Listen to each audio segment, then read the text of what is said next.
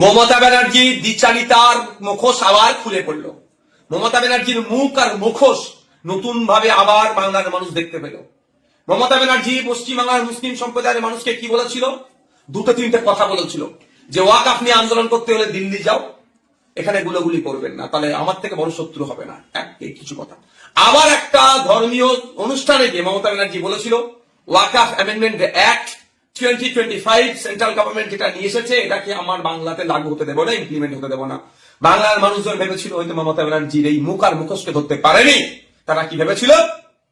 হয়তো মমতা ব্যানার্জি আছে, অসুবিধা হবে না। আর এখন আমরা কি দেখছি?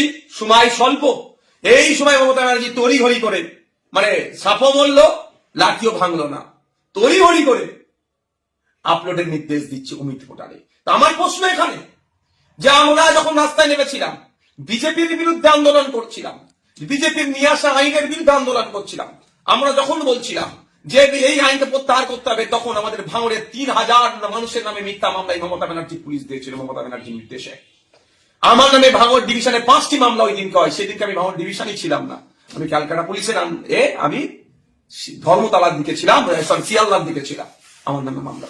শুধু তাই নয়, শামশেরগঞ্জ অত্ত এলাকাতে প্রচুর মিথ্যা মুসলিম ছেলেদের নামে, নিরীহ ছেলেদের নামে মিথ্যা মামলা দিয়েছিল ওয়াকফকে কেন্দ্র করে। অর্থাৎ বিজেপির বিরুদ্ধে আন্দোলন তুমি করছো, তোমার আন্দোলনকে বন্ধ করতে হবে বলেছিল। তখন পশ্চিমবাংলা মুসলমানরা বুঝতে পারেনি আমাদের কথা। আমরা বলেছিলাম এই মমতা ব্যানার্জি কিন্তু আপনাদেরকে নিয়ে দ্বিচারিতা করতে পারে। আমরা কি যুক্ত করেছিলাম যে রাজ্য সরকারের পক্ষ থেকে সুপ্রিম কোর্টে যাক, সুপ্রিম কোর্টে গিয়ে মামলা করুক ওয়াকফ সংশোধনী আইনের বিরুদ্ধে। তা করেনি। আমরা বলেছিলাম বিধানসভায় রেজুলেশন পাস করা হোক ওয়াকফ আইনের বিরুদ্ধে, সেটা করেনি। আজকে পশ্চিমবাংলার মুসলমানরা বুঝতে পারছে মমতা ব্যানার্জি তাদের সাথে কি ধরনের খেলা খেলছে।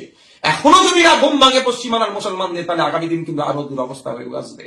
সময় স্বল্প আর কখন হবে। তারপরেও আমি বলছি যে মমতা ব্যানার্জির মহাশয়কে আমার প্রশ্ন এটাই, তা আপনি বলেছিলেন যে পশ্চিমবাংলায় ওয়াকফ আইন লাগু হবে না, এখন তাহলে অমিত পোর্টালের আপলোড মানেই আপনি ওয়াকফ আইনকে মেনে নিলেন, স্বীকার করে নিলেন। এর জবাবটা আপনাকেই দিতে হবে। কেন আপনি মুসলমান সহজ-সাদা মুসলমানকে সরলতাকে নিয়ে আপনি কাজে লাগাচ্ছেন? কেন আপনি ভুল বিভ্রান্তের মধ্যে মুসলমানদেরকে ফেলছেন?